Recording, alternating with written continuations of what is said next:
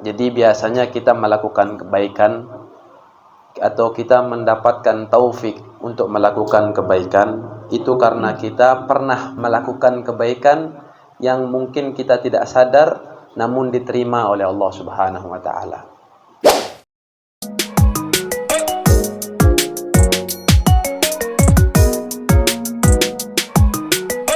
Sedikit saja bagaimana anugerah yang Allah berikan kepada kita semua.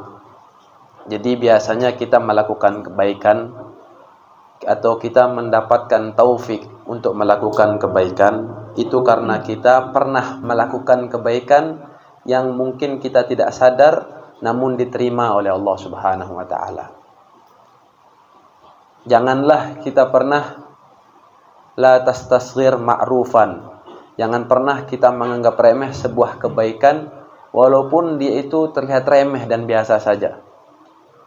Sebagaimana ada orang-orang begal, pencuri di zamannya daripada Sayyidina Syekh Abdul Qadir Jailani. Dia begal, dibegal Sayyidina Syekh Abdul Qadir Jailani pada saat itu Syekh Abdul Qadir Jailani masih kecil, masih anak-anak. Dibegal sama begal ini. Kita tanya Syekh Abdul Qadir Jailani, "Wahai Syekh Abdul Qadir Jailani, di mana uangmu?" Maka Syekh Abdul Qadir Jailani pada saat itu masih kanak-kanak, dia bilang, "Uangku ada di sakuku ini." Jumlahnya berapa? 40 dirham. Ternyata benar, diperiksa, benar ada di sakunya, kemudian dilihat saku itu benar uangnya berjumlah 40 dirham. Lalu orang-orang begal ini bilang, "Wahai Abdul Qadir Jailani, kenapa engkau begitu jujur?"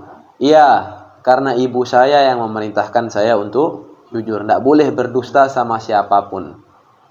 Padahal dalam hal kondisi tertentu seperti ini sebenarnya kita boleh bohong, tapi Syekh Abdul Qadir Jailani karena menjaga kejujuran itu dia tidak mau berbohong.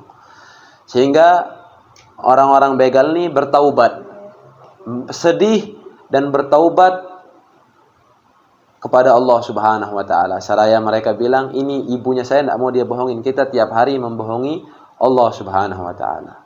Maka ditanya mereka, "Apa amalan ibadahmu sehingga Allah memberikan engkau pintu taubat?" Pasti ada amalan kebaikan sebelumnya yang kau pernah lakukan. Kami tidak pernah melakukan amalan apapun kecuali satu hal. Apa dia? Kami setiap di tetangga kami, rumah base camp kami ini, di sebelahnya ada masjid. Kami tidak pernah sholat di masjid itu. Tidak pernah ibadah di masjid itu. Jadi dia tidak pernah sholat di masjid. Amalan kami cuma satu. Apa dia? Cuman kalau orang-orang sholat di masjid, kami perbaiki sendal-sendal masjid itu. Sendal-sendal masjid kami rapikan. Itu saja amalannya. Karena itu Allah berikan dia pintu taubat, Allah dekatkan dia kepada Allah Subhanahu wa taala. Jadi seperti itu. Jangan pernah kita meremehkan kebaikan karena dia kemungkinan besar. Ya, begitu juga di zamannya Nabi SAW. Nabi ketika di Mekkah dibuang kotoran kepada pundaknya, kotoran onta.